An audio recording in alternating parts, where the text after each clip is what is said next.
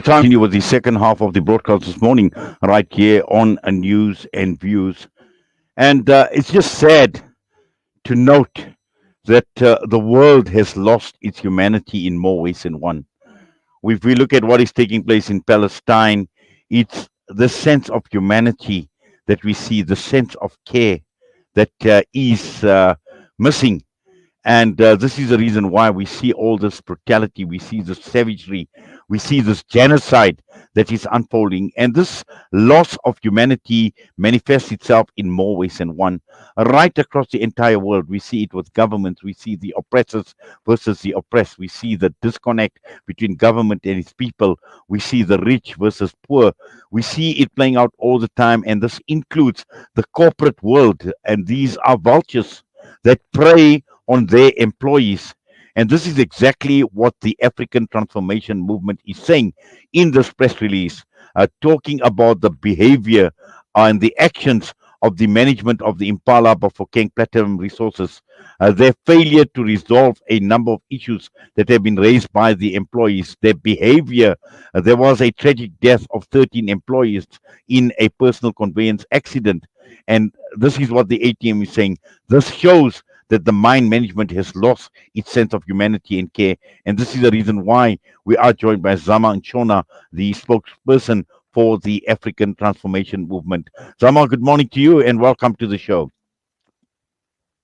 Good morning to you and the listeners. Yes, for the very reasons that I spoke of in my introduction, the don't care attitude, the loss of sense of humanity, and through this press release by the ATM, you've obviously come out very, very strongly in your condemnation of the reported actions by the management of the Impala Bafokeng Platinum Mine.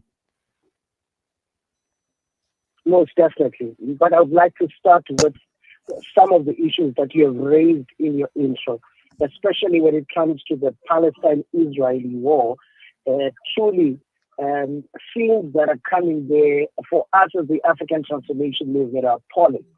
It can be explained that this day and age we see such brutality netted against a nation, and the whole world keeps quiet.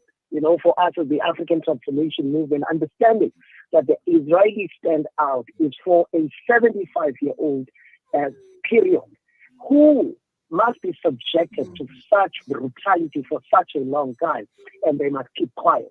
Who must be invaded? You'll remember that the Israeli-Palestine phenomenon goes on. In fact, when you look at Palestine, Palestine was part of the Ottoman Turks empire for more than 400 years, governing that land, when the Balfour Declaration was done without the consultation of the Palestinian people. So the brutality that you're talking about is something that we are, as the African Transformation Movement, against, and it should not happen. This is why when capital and when white monopoly capital comes and it wields its ugly head over the workers of this country, we can't keep quiet. It can be that workers of this country are going to find themselves subjected to such atrocious acts and environments that are unfavorable.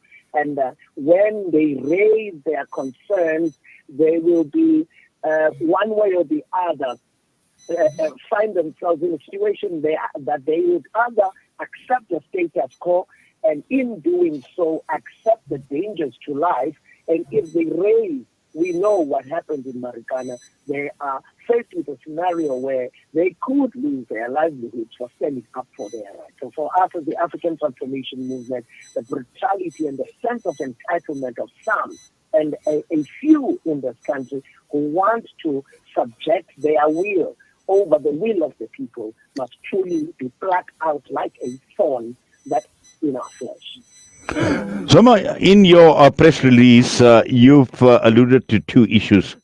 One being the condemnation of dubious transactions that impact the workers at the Impala Bafokeng mine, and the second calling for ministerial intervention.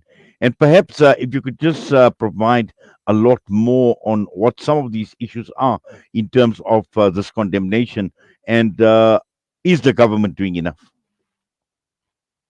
Thank you so much. For us as the African Transformation Movement, we believe that whenever capital chooses profits over the safety of the individual, something that is as basic as ventilation, you know, being able to provide a safe environment for workers, it's something that comes as a standard. If you are involved in the mining industry, the little you can do is to make sure that those who go underground, who come with the precious metal, are protected. Now, if you're going to have accident after accident, recently we had an accident that involved 13 people who lost their lives. Now, the issue of security becomes important now. This brings about the issue of monitoring and evaluation and compliance. How is it that we have such atrocious acts happening in our country and the government does not do anything? Because if the government cared about its people, it would actually address that issue. This is why we then, from the issues of dubious transactions that prioritize profits over the livelihoods of people, we then go out to the government and say, as an enabling and a monitoring body, a regulatory body of this country, who has the mandate of protecting the people of this country, what are you doing? Intervene in this matter before we lose more people. So there must be a delicate balance that the government strikes between profits and the livelihoods of people. And right now, a mandate that we have given to the government is that the government must protect the people of this country from enemies from the outside and from enemies from the inside. Now they must intervene on this because we are going to lose more lives and lose more livelihoods by it. So, what are some of the specific interventions on the part of the government that you are hoping for?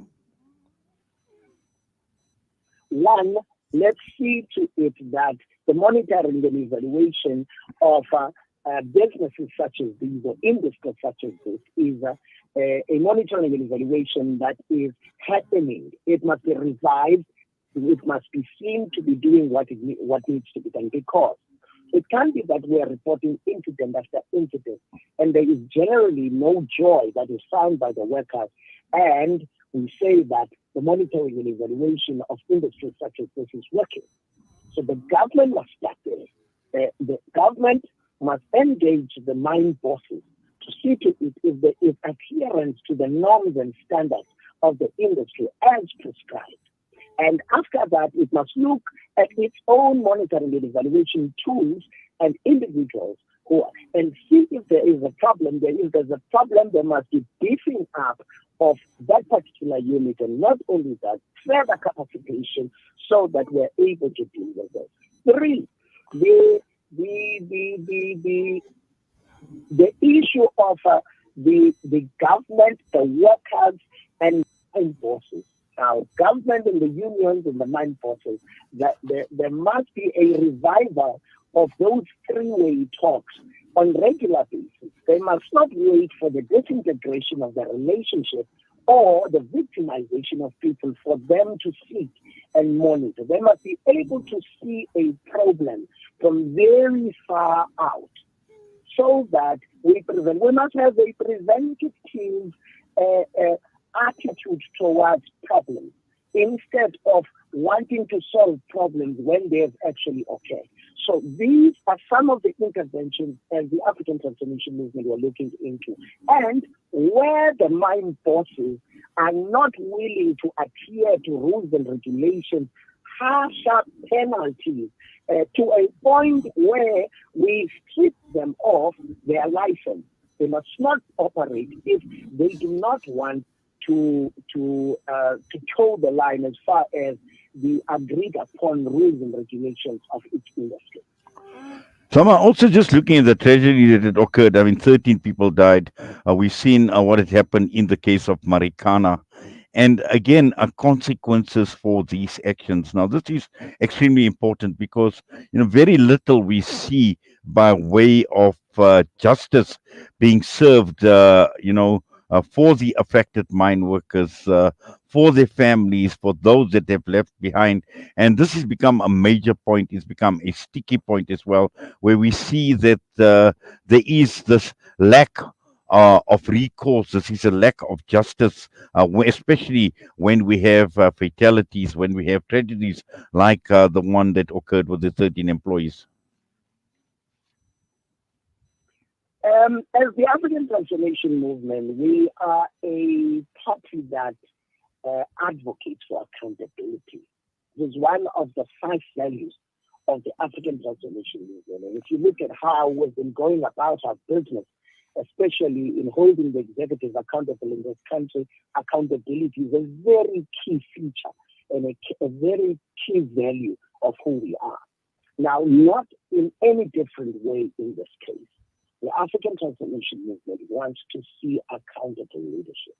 We want to see accountable business people. We want to see accountable mine bosses in all of this. And there must be justice for the people who have been done wrong. It can't be business as usual. You remember that. The families of the city now have to fend themselves after losing their breadwinner in an economy in South Africa that is not conducive towards growth, nor speaking to the livelihoods of people. Now, see that the government is serious. The justice system of the Republic of South Africa must be serious about this thing. And we must get to a point where the accounting officers of industry must be brought to book when under their watch there has been negligence. We must begin to see that this thing is serious so that people take this thing of safety in their industries very seriously. It must not just be an accident and it is left there. And when you interrogate the type of accident, you see that it is something that can be actually something that could have been avoided. It's only that the mine bosses in this example could have cut corners because they do not want to spend more on security, on providing the environment. Now, investigations must be conducted in such scenarios so as to be able to establish if this is truly a human error or this is something that we could say it was intentional because somebody wanted to pocket instead of investing. And in cases such as those, it is important that these people must be brought to book and they must face the full might of the law because instead of protecting workers, they've intentionally avoided scenarios where they have to do necessary investments for the protection of the people of this country. So accountability is key and it must be done even in this incident.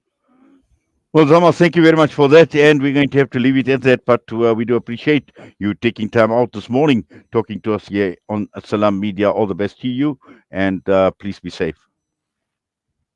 Thank you so much. Thank you so much to you and the viewers and the listeners. May they have a happy and festive season. All the best as well. 9:33. Zama and Shona with us, the ATM spokesperson, with us this morning. We're going to go for a break. We come back. We're going to get an update on the initiative from Abdul Halim Hamza, who is the HOD Fund Development at Islamic Relief South Africa, Run for Gaza initiative.